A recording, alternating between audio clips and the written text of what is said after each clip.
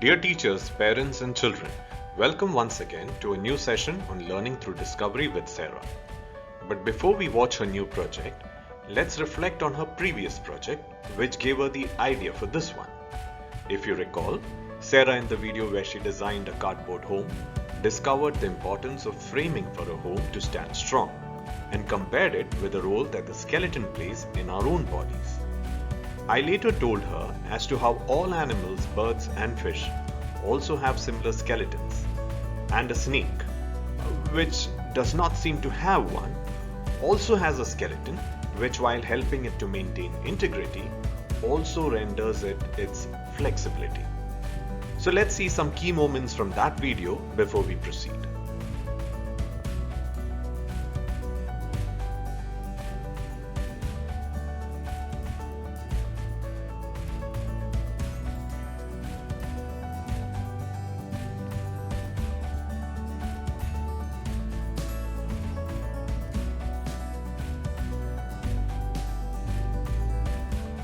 Also, I have put some popsicle sticks because to make it straight. If it don't have popsicle sticks, it will bend. Just like we have bones to stand straight.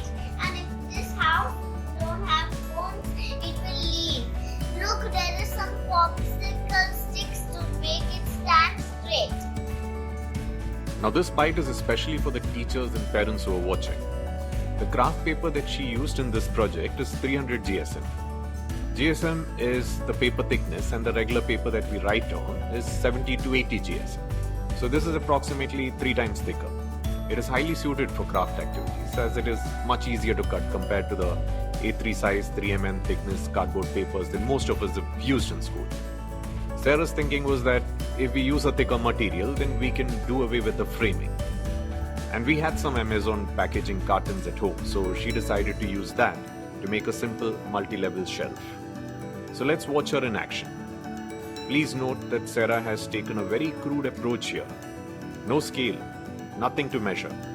She just makes some rough cuts, but learns some important lessons as she tries to put it together. So let's watch her in action.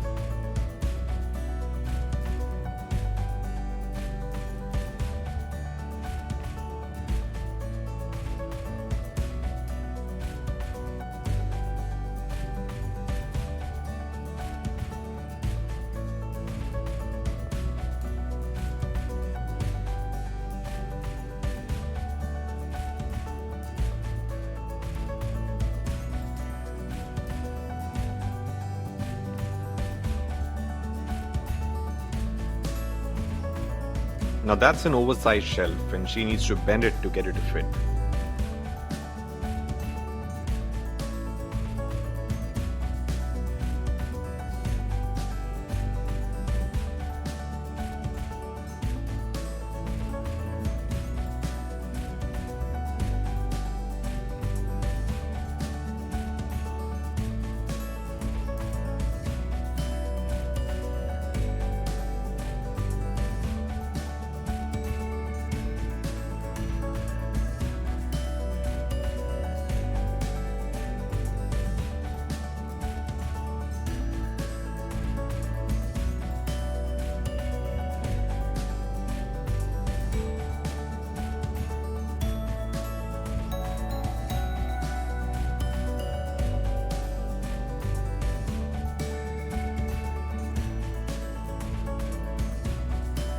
Here she's finding it difficult to bridge the gap and has to pull the legs together.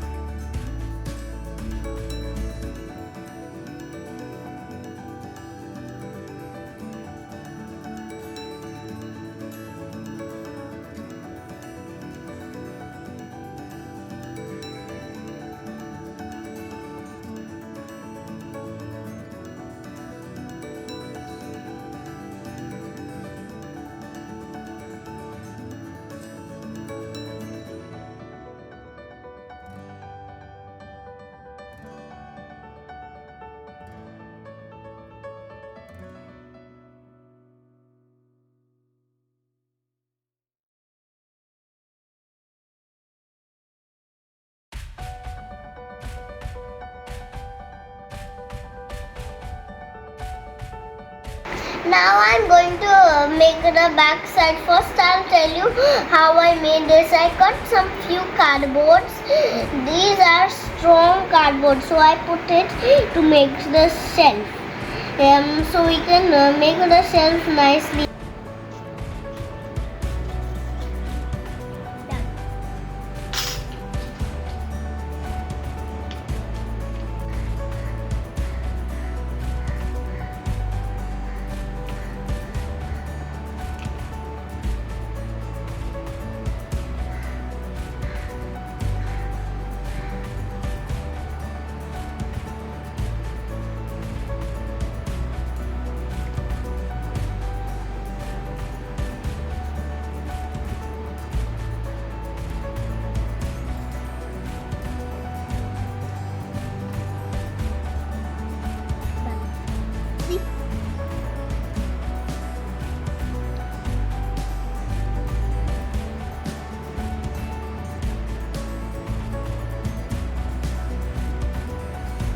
Now it goes without saying that it was not a very pretty video, but then that was not the purpose either.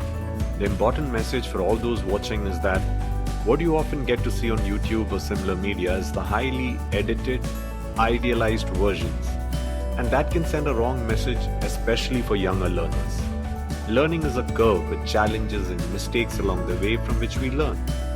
Even engineers first make rough models called prototypes, which undergoes a series of refinements leading to a finished product that will have little to no resemblance to the prototype that they started with. So the message to all children is that don't be afraid to try for the fear of making mistakes, as they serve as important lessons on our journey of learning and doing new things. Also, don't shy from showing your mistakes to your friends, because they will then appreciate you for your honesty and will also teach you from their mistakes and successes. Sarah is at the prototyping stage and is testing new materials and methods with every project. One important lesson she learned was to be a little more patient and take some precise measurements for all the pieces of a structure to fit well, irrespective of whether she adds a frame or not. So until we meet in a new episode, take care and don't forget to subscribe to the channel if you find the content useful. Thank you.